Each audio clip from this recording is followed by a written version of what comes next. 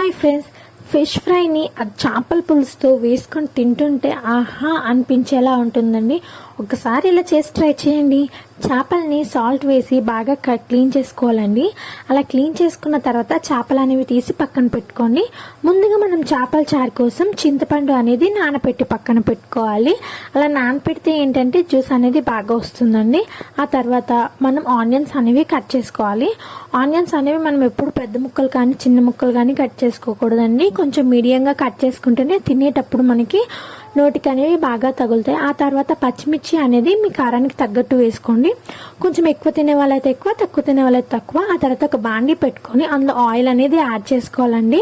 అలా ఆయిల్ వేడెక్కిన తర్వాత ఎండుమిర్చి వేసుకోవాలి. ఎండుమిర్చి చాలా టేస్ట్ అనేది ఇస్తుంది, అలాగే మంచి స్మెల్ని కూడా ఇస్తుందండి. ఆ తర్వాత కొంచెం జీలకర్ర, ఆవాలు, ఆ తర్వాత ఆనియన్స్ వేసుకొని వాటిని కలుపుకోవాలి.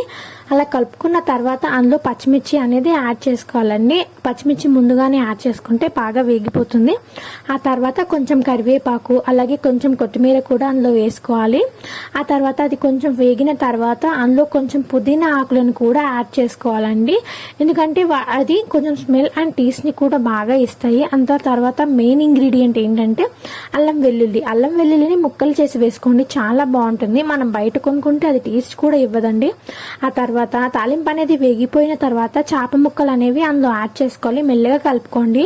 మీరు ఇవి కొంచెం ఫ్రై అయిన తర్వాత ఇందులోనే బెల్లం వేసుకోండి. నేను వేసుకోవడం మర్చిపోయాను. ఆ తర్వాత అందులో కొంచెం పసుపు వేసుకొని వేగించుకోండి.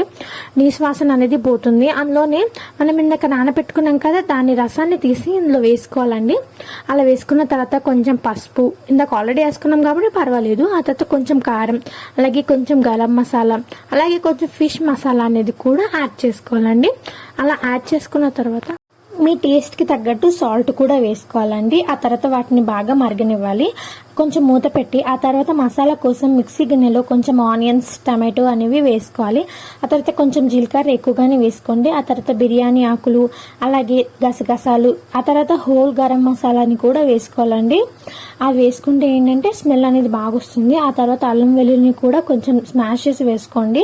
ఎలాగో అది బాగానే మిక్సీ అవుతుంది. అందులోనే కొంచెం వాటర్ వేసుకొని కొంచెం ఫైన్ పేస్ట్ లాగా మిక్సీ కొట్టుకొని ఆ చారులో అనేది వేసుకోవాలి.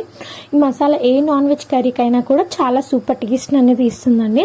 ఆ చారు మరిగే లోపల మనం ఫిష్ ఫ్రై కోసం మసాలాని యాడ్ చేసుకుందాం. ఫస్ట్ ఇందాక మిక్సీ కొట్టుకున్న మసాలా, ఆ తర్వాత కొంచెం ఫిష్ మసాలా, కొంచెం సాల్ట్, కొంచెం పసుపు, అలాగే అందులోనే కొంచెం కారం మీకు తగ్గట్టుగా కొంచెం ఆయిల్ అనేది వేసుకోండి. ఆ తర్వాత కొంచెం శనగపిండి వేసుకున్న తర్వాత వాటిని బాగా కలుపుకోవాలండి, ఉండలు లేకుండా. అలా కలుపుకున్న తర్వాత మనం పక్కన పెట్టుకున్న చేప ముక్కలని తీసుకొని ఆ మసాలా అనేది బాగా పట్టించుకోవాలండి ఆ చేప ముక్కలకి. అవి బాగా పట్టిన తర్వాత కొంచెం సేపు మీరు ఫ్రిడ్జ్లో పెట్టి ఉంచితే మసాలా అనేది ముక్కలకి బాగా పడుతుంది. చూడండి, అంతలోపల మన చారు ఎలా ఉందో చూద్దాం రండి. చారు కూడా బాగానే అయిపోయింది. ఆ తర్వాత లాస్ట్లో కొత్తిమీర వేసుకొని చూడండి. చూస్తే మీ చారు ఎంత బాగా వచ్చిందో. ముక్కలు కూడా చాలా బాగా ఫ్రై అయిపోయాయండి. ఆ తర్వాత చూడండి, ముక్కలు ఫ్రై చేసుకోవడానికి కడాయి పెట్టుకొని అందులోనే కొంచెం ఆయిల్ వేసుకొని ముక్కలు అనేవి పెనం మీద పెట్టుకోవాలండి.